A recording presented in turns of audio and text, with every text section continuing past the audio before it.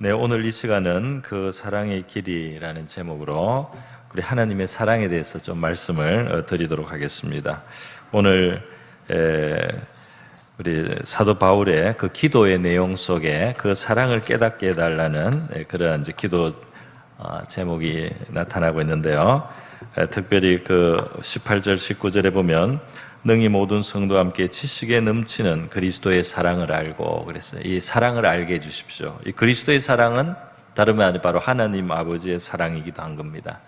그래서 그 사랑을 알게 하시는데 이 지식에 넘친다. 우리의 생각, 우리의 이성을 초월하는 그 정도의 우리가 다 헤아릴 수 없을 정도의 사랑이다. 그리고 그 사랑에 대해서 너비와 폭이 넓다는 거죠. 그 사랑이 길이와 그 사랑이 장구하다는 겁니다. 또 그 사랑의 높이, 그 사랑 굉장히 높은 사랑이요. 또 그 사랑의 깊이, 그 사랑 굉장히 깊은 사랑이다는 거예요. 이 사랑을 우리가 깨달았을 때 그 충만함이 그게 따른다 그랬습니다. 이 사랑을 아는 것은 우리가 충만한 신앙생활 하는데 직결되어 있다고 할 수가 있겠습니다. 여러분, 이 신앙생활 하다 어떤 사람들은 종종 그런 질문을 합니다. 과연 하나님은 나를 사랑하시는가? 이 하나님의 사랑을 믿지 못하는 것, 이것이 이제 죄인의 그 심리입니다. 그러니까 이 하나님의 선하심, 하나님의 사랑을 믿지 못하는 것이 바로 이 하나님과 원수된, 죄인된 한 모습이라고 할 수 있어요. 신앙생활을 하면서 하나님의 사랑을 맛보거나 체험할 수 있습니다.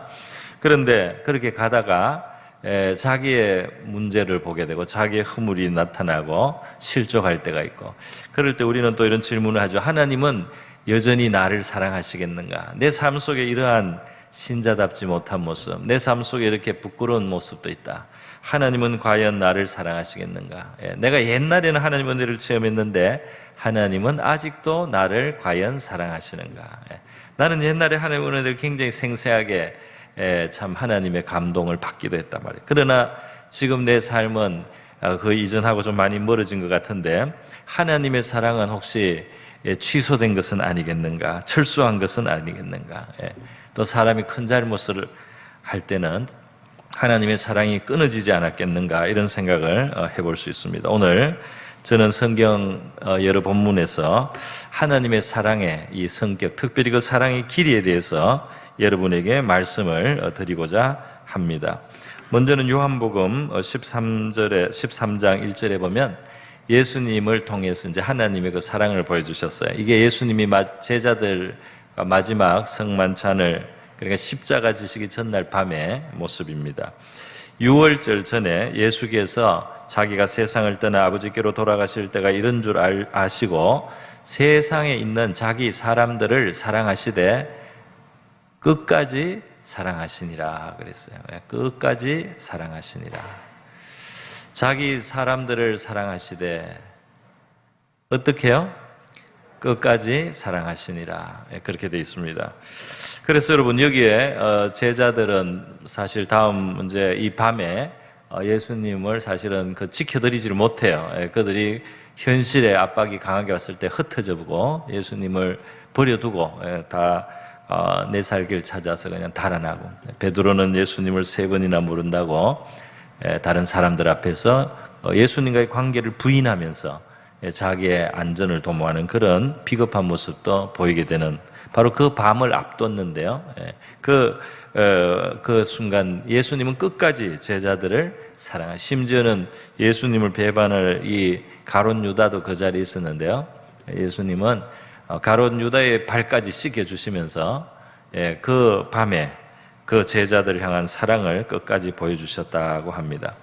우리 사람의 사랑은 이 하나님의 사랑에 비할 수가 없습니다. 아무리 사랑이 커도 이 하나님의 사랑, 그리스도의 사랑은 거기에서 사랑이 다 나온 거예요. 그래서 우리가 부모님의 사랑이 좀 진한 것 같긴 하죠. 또 우리 특별히 할아버지, 할머니의 사랑도 참 진합니다. 그러나 그 사랑이 다 어디서 원래 뿌리가 있느냐면 바로 이 하나님의 사랑이요, 그리스도의 사랑이. 그래서 그 하나님의 사랑, 그리스도의 사랑만한 사랑은 사실 없다 말이죠. 상당히 우리가 그 사랑을 좀 닮은 것이 우리 사람 사이에 있기는 해도 이렇게 장구한 사랑, 이렇게 끝까지 사랑하는, 불구하고 부족함에도 불구하고 죄인됨에서도 불구하고 자격이 없음에도 불구하고 계속해 주시는 이 사랑은 바로 하나님의 사랑, 그리스도의 사랑 안에서 온전한 것을 우리가 볼 수가 있습니다. 남녀의 사랑도 굉장히 아름다운 면도 있지만은 또 약한 면도 있지 않습니까? 그래서 이게 변질한단 말이에요. 그래서 그렇게 열렬한 사랑 같아도 그것이 싹 식어져 가지고 얼마나 냉정하고 얼마나 원수가 되고 얼마나 미워하는지 모릅니다. 그런 일들이 있단 말이에요. 그러니까 우리는 변치 않는 하나님의 사랑, 또 변치 않는 그리스도의 사랑에 뿌리를 내려야 됩니다. 그 사랑에 뿌리를 두고 그 사랑에 소망을 둬야지, 사람의 사랑에 내 인생을 그 위에 쌓겠다 이러면은 흔들리는 거예요. 나중에 실망할 수 있는 거예요. 그 인간의 사랑에 내 삶의 토대, 인간의 사랑에서 내가 내 삶의 만족을 찾겠다, 인간의 사랑에서 내가 구원을 얻겠다, 그러면 실망한다 이 말입니다. 우리의 사랑, 우리의 이 신뢰는 말이죠, 영원하신 하나님의 사랑, 변치 않는 그리스도의 사랑에 우리 닷을 내리고 뿌리를 내린 그러한 인생이 되어야 할 줄 믿습니다.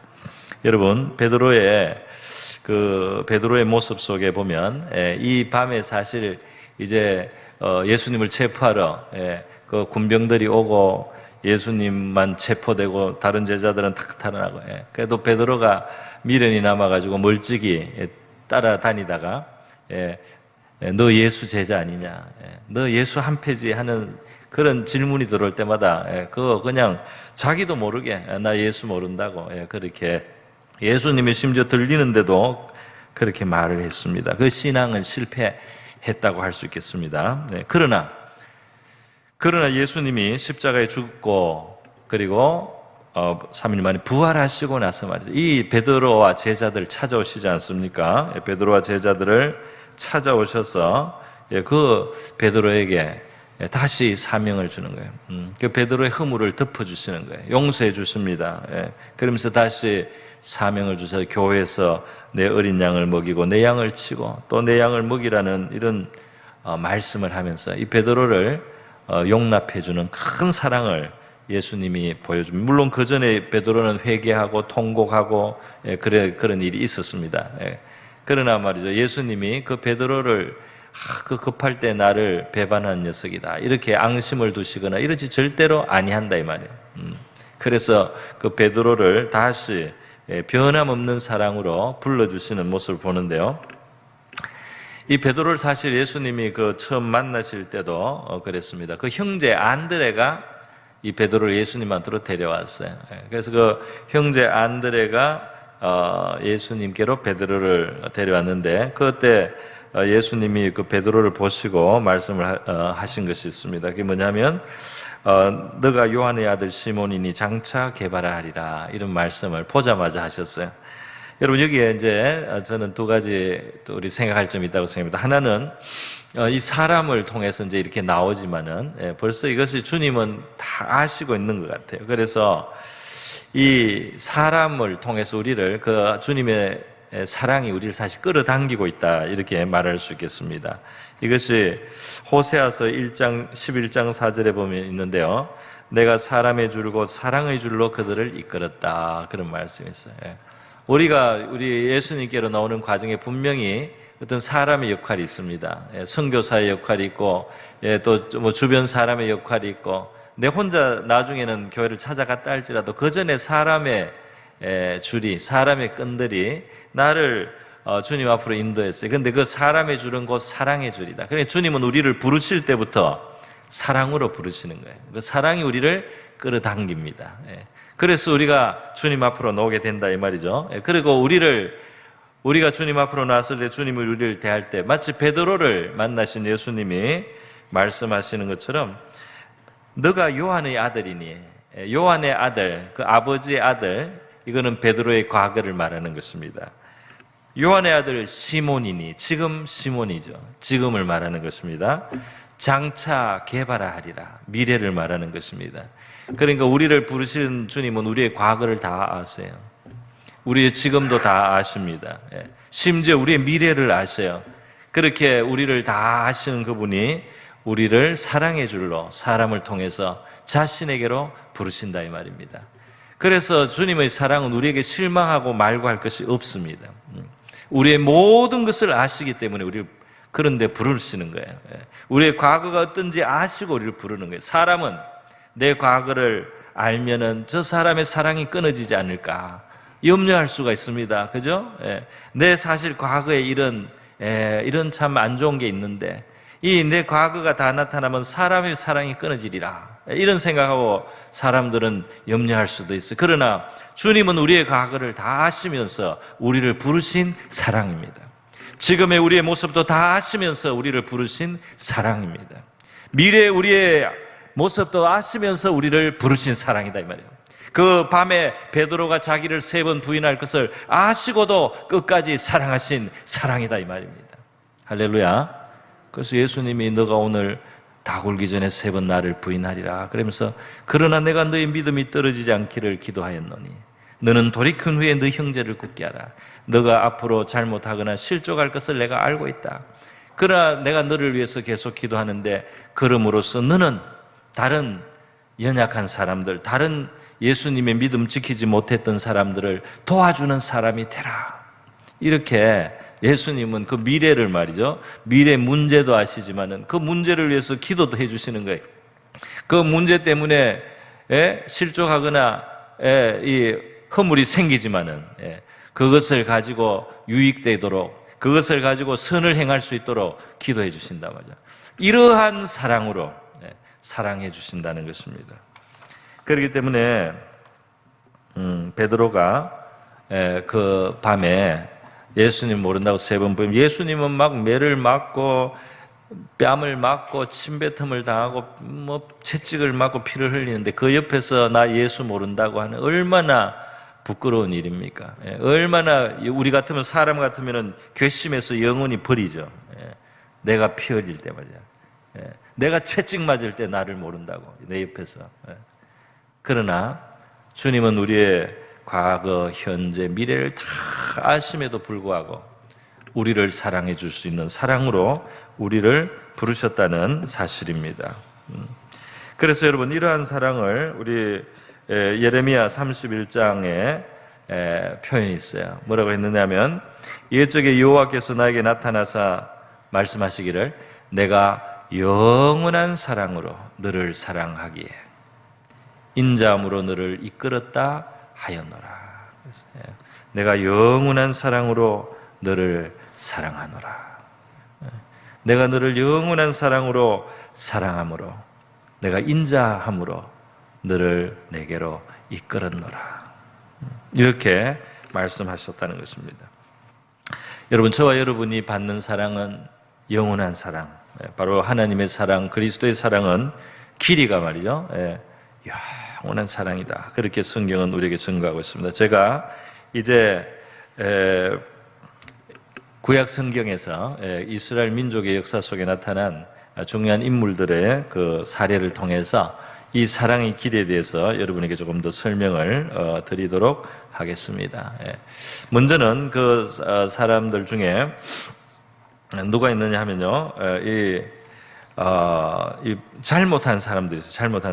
잘못한 사람들을 향해서 그 사랑이 거두어지지 않는 것을 제가 보겠습니다. 그 잘못한 사람들이 하나님께서 이 징계하시고 이 고통을 주십니다. 그러나 그들이 회개할 때 그걸 회복시키는 걸 볼 수 있어요. 먼저는 우리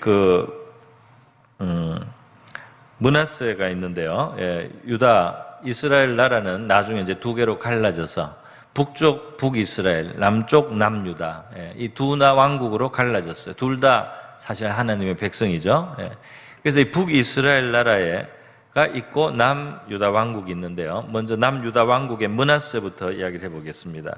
남유다 왕국에 므낫세라고 하는 왕이 있었는데요. 이 사람이 하나님 앞에 정말 악을 많이 했어요. 극심한 죄악을 범하였습니다. 그래서 이 므낫세가 너무 죄를 많이 지어서 이제 하나님께서는 므낫세의 죄에 이제 징벌을 하시게 되는데요. 어떻게 하셨는가? 므낫세를 어떻게 징벌하셨는가? 역대하 33장에 보면 그가 12세 왕이 되고 55년을 다스렸는데요. 여호와 보시기에 악을 행하여 여호와께서 이스라엘 자손 앞에 쫓아낸 이방인들의 가증한 일을 본받았다 그래. 여기 목록이 쭉 이제 구절들이 쭉 있는데 너무 많아서 제가 생략을 하겠습니다. 이방인보다 더 악했다는 거예요. 우상 숭배며 자식을 막 인신 제사를 드리지를 않나 말이죠. 예.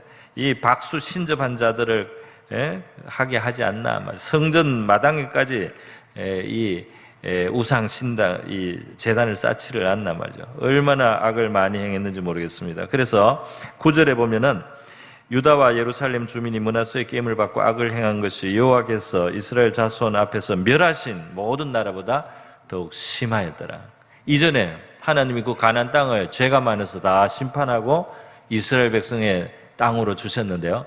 그 쓸어버린 그 앞의 나라들보다 지금 이 므낫세가 짓는 죄, 그 므낫세가 짓기 때문에 백성이 따라하는 그 죄가 더 많다는 거예요.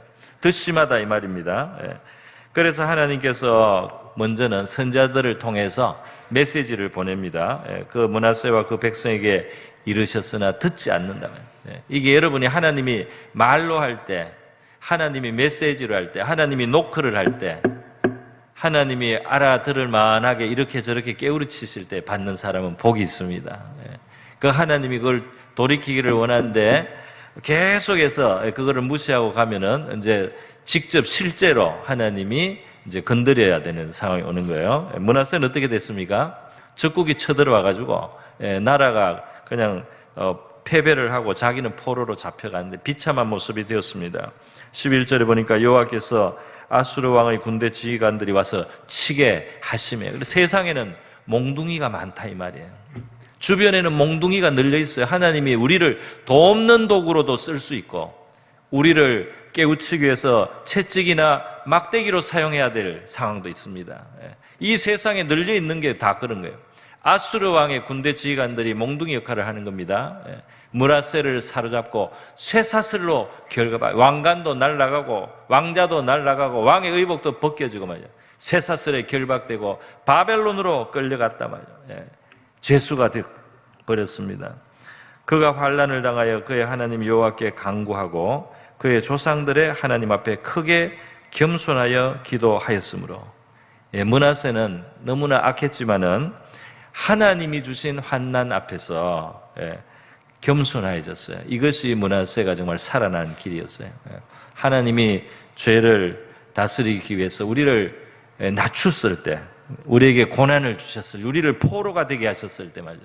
쇠사슬에 매이게 하셨을 때, 그때라도 하나님 앞에 마음을 낮춰서 기도하고 회개한다면, 죄를 잡아간다면 하나님이 그 사랑이 말이죠. 사랑이 없어 보이죠.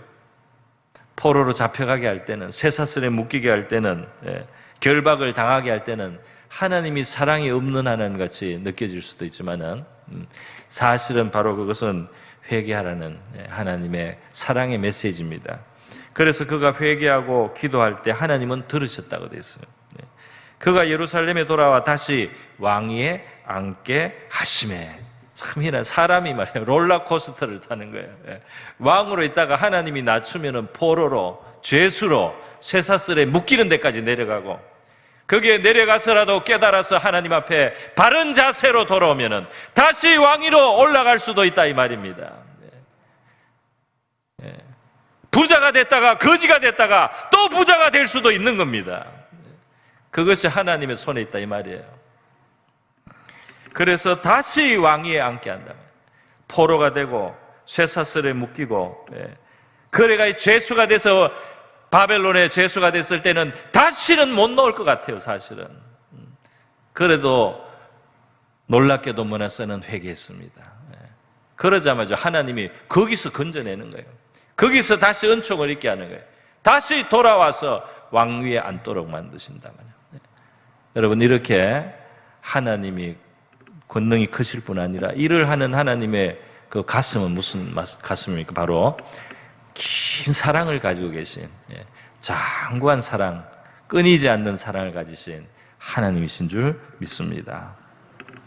여러분 이 므낫세는 남유다 20명의 그 왕 중에 14번째 왕이었어요. 제일 악한 왕이었습니다. 그러니까 이 열왕기에서는 유다 왕국의 제일 악한 왕이 회개해서 용서받는 걸 보여준 거예요. 그 위쪽에 북이스라엘은 어떨까요? 북이스라엘은 19명의 왕이 있었는데 7대 왕 아합이 제일 악한 왕이었습니다. 이 7대 왕 아합이 제일 악한 왕이 어떤 일이 있느냐? 비슷한 일이 또 있었던 거예요. 참 희한하죠? 그래서 이 아합 왕의 이야기가 또 나와 있습니다. 아합 왕은 어떻게 하나님 앞에 죄가 많았느냐 말이죠. 많은 바알 우상을 가져오고 많은 죄가 있었지만은 특별히 이 사람이 다른 사람의 포도밭을 탐냈어요. 그래서 곧 자기 걸로 가지고 싶은데 이스라엘 법에 의해서 그 나봇이라는 사람의 소유권이 있으니까 왕이라도 어떻게 할 수 없잖아요. 그러나 아주 악한 왕비 이세벨의 그 술수를 이 사람이 허용을 합니다. 그래서 이세벨이 자기 남편 왕인데 가지고 싶은 것도 못 가진다고 자존심 상해가지고요. 악한 술수를 쓰는 거예요. 그래서 그 동네 장로들을 협박해가지고 그 나봇을 죄를 뒤집어써서 죽이게 하고 그 재산을 국고로 환수하면서 이것을 자기 남편 아합에게 가지게 하는 겁니다. 그렇게 아주 그 불의를, 정의를 지켜야 될 사람이 불의를 행해가지고 자기 소욕을 채우니까 이때 이제 하나님이 격발이 돼가지고 이 엘리야 선지자를 통해서 말씀을 하신 거예요. 네가 이 사람을 죽이고 그 밭을 뺏었구나. 너 앞으로 이런 심판을 받게 되리라 하고 하나님이 엘리야를 통해서 무서운 심판을 경고했습니다. 이세벨도 죽고 너도 죽고 그 피는 개들이 핥으리라. 이러한 심판의 경고를 하셨어요. 자식까지 그 완전히 멸족을 당할 거라고 그렇게 말씀했습니다. 다 썰어버리겠단 말이죠. 그랬더니 27절에 보면 아합이 이 말씀을 듣고 모든 말씀을 들을 때 그 옷을 찢고 굵은 배로 몸을 동이고 금식하고 굵은 배에 누우며 행보도 천천히 하게. 이 말은 마음에서부터 반성하고 하나님 앞에 정말 자기를 낮추었다 이 말입니다. 옷을 입고 굵은 배로 몸을 동이고 금식을 하고 말이에요. 금식을 한다는 게 이게 마음에 진심이 있어야 되잖아요. 그러면서 굵은 배에 누우며 행보도 천천히 하고 이 근신하는 자세를 가졌어요. 여러분 어떻게 되었을까요? 여호와의 말씀이 다시 엘리야에게 임합니다. 뭐라고 말씀합니까? 아합이 내 앞에서 겸비함을 내가 보느냐? 아합이 회개하는 것을 내가 보느냐? 저가 내 앞에서 겸비함을 인하여 내가 재앙을 저의 시대에 내리지 아니하고 그 아들의 시대에야 그 집에 재앙을 내리리라. 이 죄가 너무 쌓인 게 많아서 결국은 언젠가는 나오는데요. 그래도 하나님은 자비를 베푸는 거예요. 그래서 그거를 당대 안 보게 해주시는 거예요. 자기 눈으로 안 보게. 그렇게 해주셨다면. 그러니까 여기에도 그 자비가 나타나고 있다 이 말입니다. 회개를 하는데. 회개를 하니까 하나님은 자비를 베풀어요. 그 자비가 바로 하나님의 사랑이 계속 되는 것을 사실은 나타내고 있다 이렇게 말씀드릴 수 있겠습니다. 여러분 이렇게 남쪽 유다에서 가장 악한 왕도 회개했을 때 용서받게 되고 북쪽 이스라엘의 가장 악한 왕도 회개하니까 하나님이 그 징계 시간을 뒤로 돌리면서 그 받아주시는 것이 맞아요. 하나님의 사랑의 길이를 보여주고 있다 이렇게 말씀드립니다. 뿐만 아닙니다. 이 북이스라엘 남유다 두 왕국에 이 왕들은 허물 많은 왕들이 참 많아요. 그래서 사실은 하나님이 볼 때는 왕국이 유지될 수 없는 하나님이 주신 그 축복을 다 거두셔야 되는 그러한 상황들이 있습니다. 있음에도 불구하고 하나님께서 그것을 유지를 해 주셨다 하는 것입니다. 먼저 우리가 북이스라엘을 먼저 보겠습니다. 북이스라엘에 말이죠. 여호람이라는 왕이 있어요. 북이스라엘이 아니고 남유다입니다. 남유다의 아비야부터 보겠습니다. 아비야가 있는데요. 이 아비야라고 하는 왕이 유다 왕국의 2대 왕인데요. 이 왕에 대해서 열왕기 왕상 15장에 있어요.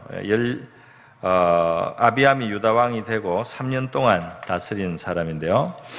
이 사람이 그 아버지의 죄도 다 이어받아서 하고 다윗하고는 마음 자세도 다르고 온전하지 못했다 그랬어요.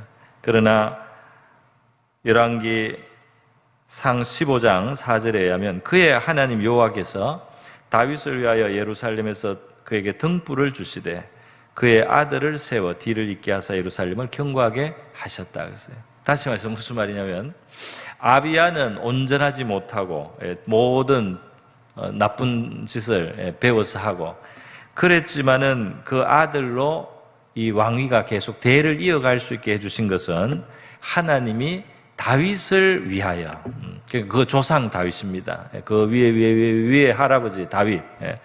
그 다윗 할아버지에게 하나님이 기뻐하시고 다윗을 축복하신 그 축복이 계속되어서 그 이 아비암이라고 하는 이 유다 왕이 그 자격이 없음에도 불구하고 하나님께서 그 아들을 세워주셨다 이 말이에요.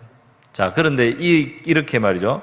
그 사람은 부족해도 다른 분의 공덕으로 다른 분의 그 덕을 하나님이 기억하시면서 이 은혜를 계속되게 해주시는 하나님의 방법입니다. 그 이후로 세월이 지나서 여호람이라고 하는 5대 왕이 비슷했어요. 똑같은 일이에요. 이 사람도 8년 동안 다스리면서 굉장히 나쁜 일들을 많이 했습니다. 심지어 그 아합을 닮았어요. 그래서 굉장히 악한 일을 많이 했는데 19절에 보면 여호와께서 그의 종 다윗을 위하여 유다 멸하시기를 절개하지 아니하셨으니, 그러니까 이 사람도 멸해야 될 사람인데 안 멸했어요. 다윗과 더불어 언약을 세우시고 또 다윗과 그의 자손에게 항상 등불을 주겠다고 말씀하셨기 때문에, 그러니까 다윗 덕분에 아비야나 여호람이나 다 하나님이 그 특별한 좀 가호를 받게 하고 은혜를 받게 해서 안 망하게 만들어 주셨다 이 말입니다. 여러분, 이것이 이제 중요한 것이 바로 이 하나님이 오늘 저와 여러분에게 있어서도 마찬가지예요. 저와 여러분도 우리의 이 모습 속에는 하나님이 축복을 거두시거나 심판을 내려야 될 상황이 있습니다. 그럼에도 불구하고 이거 넘어갈 때가 많이 있어요. 왜 넘어가느냐 하면 그리스도 때문입니다. 그리스도 때문에, 그리스도가 하나님께 완전한 순종의 제사를 드리고 아버지 하나님을 완전히 기쁘시게 한 그 공덕 때문에, 그 공로 때문에 저와 여러분이 예수께 속한 그 이유로 하나님이 우리를 보존해 주시는 일들이 지금도 일어나고 있어요. 할렐루야. 하나님은 그렇게 은혜를 베풀어 주신다 이 말입니다.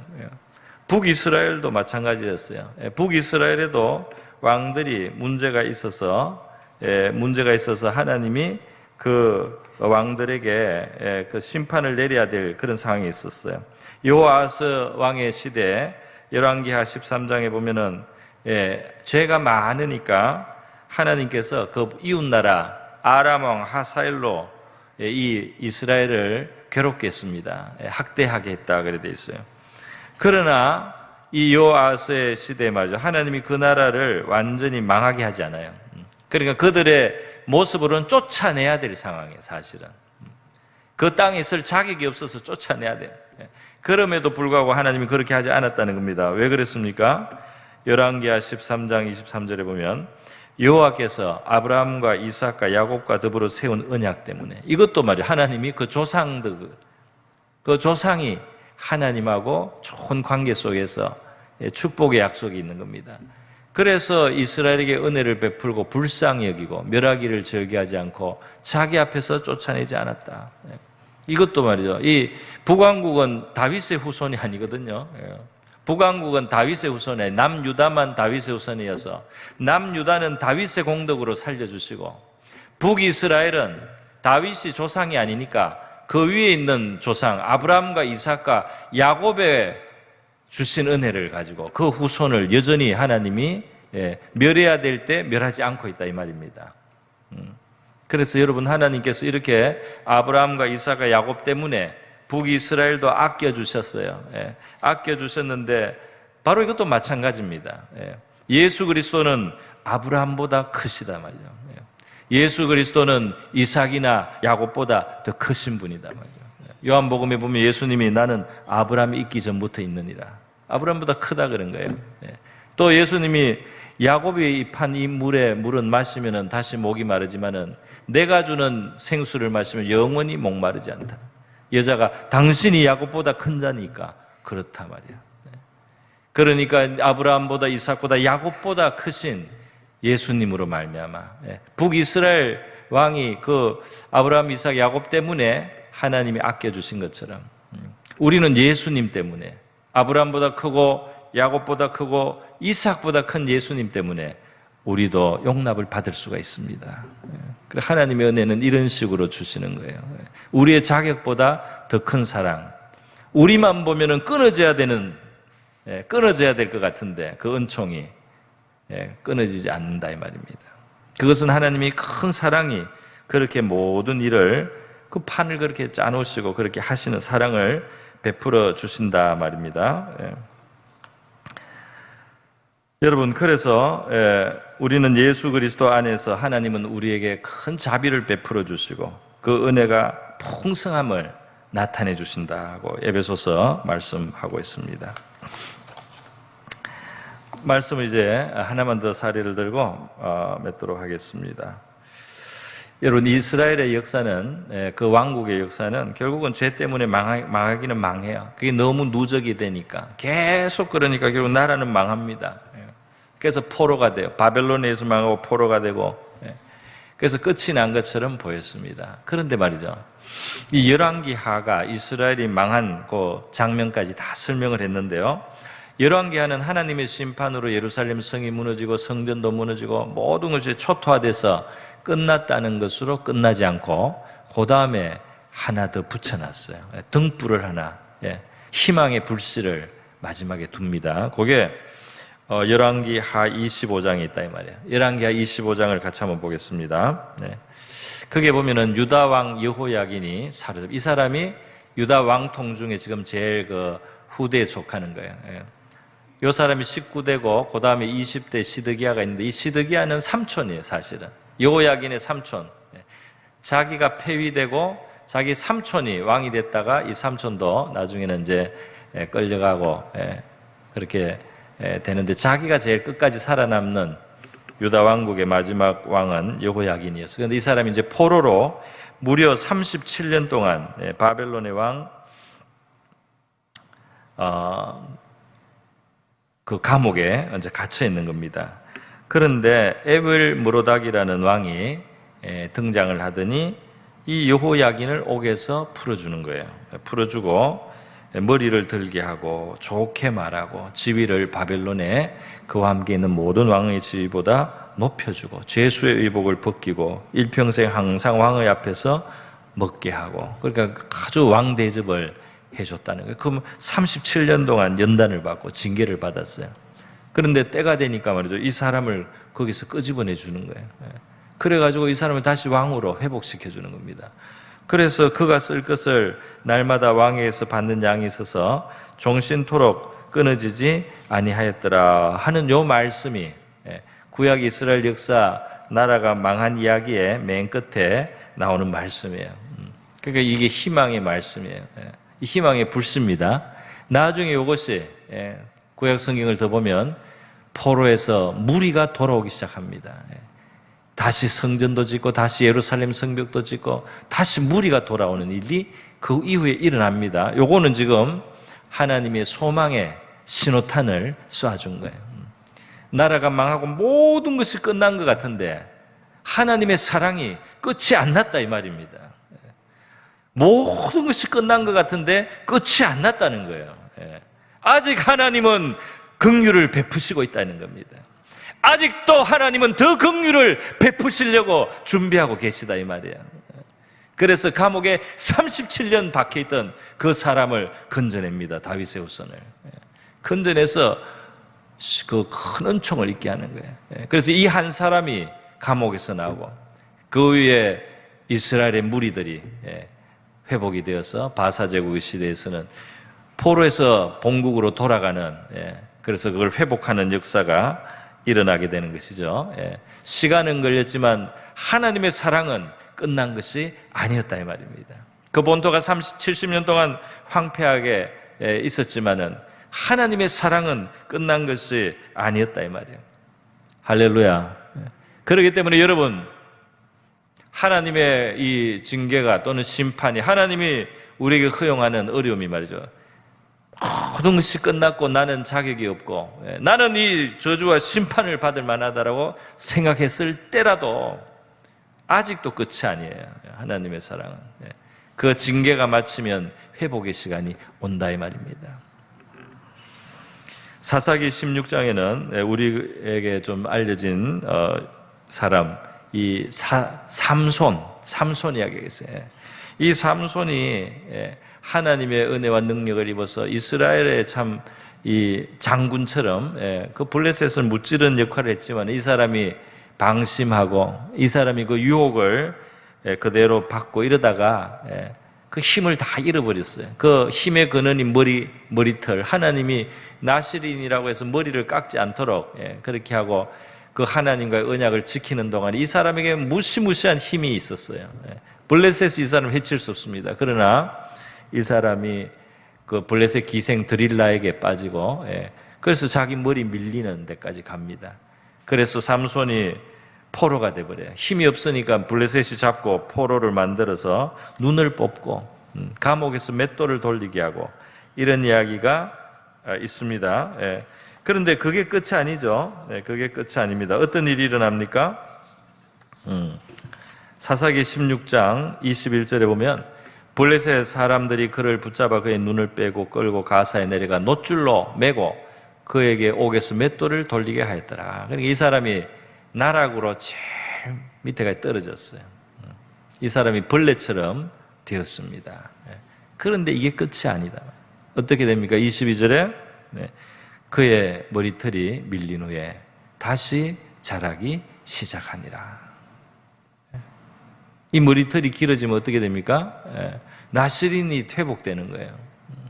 그러면 이 사람이 다시 하나님의 힘을 갖게 됩니다. 그리고 나중에 이 사람이 머리도 자라고 마지막 그 사람이 블레셋을 크게 무찌르면서 죽는 그런 장엄한 죽음을 죽게 되는데요. 그러니까 이 하나님의 사랑이 말이죠. 이 사람이 가장 밑바닥에 떨어졌는데 제일 밑바닥에 떨어지니까 그 다음부터 다시 올라오는 겁니다. 다시 자라는 거예요. 은혜가 다시 그 사람에게 힘을 점점 길러주는 겁니다. 회복의 길을 가게 하시는 거다 이 말이에요. 여러분, 예수님께서 뭐라고 말씀하셨습니까? 승천하시기 전에 제자들에게 하늘과 땅의 모든 권세를 내게 주셨다. 부활하신 예수님의 말씀이에요. 가든 모든 족속을 제자로 삼고 성부, 성자, 성령 이름으로 세례를 주고 내가 너에게 분반 모든 것을 가르쳐줄게. 우리에게 제자가 되고 예수님의 제자가 되고 이 세상이 예수님 앞으로 돌아오도록 그런 역할을 하라 이렇게 말씀하시면서 뭐라고 마지막에 말씀하십니까?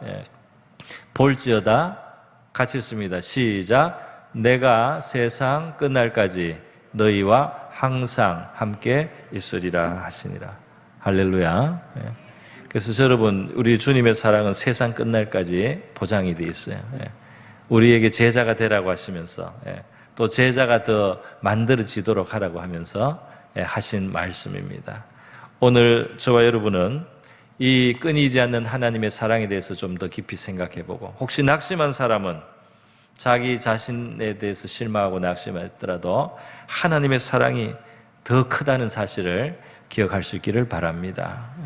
그리고 이 사랑을 믿고 우리가 딴 길로 엉뚱한 데로 안 빠지고 이 사랑을 신뢰함으로써 그의 뜻을 기쁘게 이루어드리고 순종하면서 살아가는 그런 저와 여러분이 될 수 있기를 바랍니다.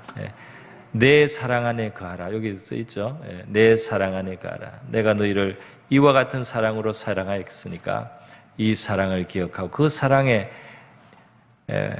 함께 화답하면서 너희의 믿음의 삶을 살으라고 주님이 우리에게 권면해 주십니다.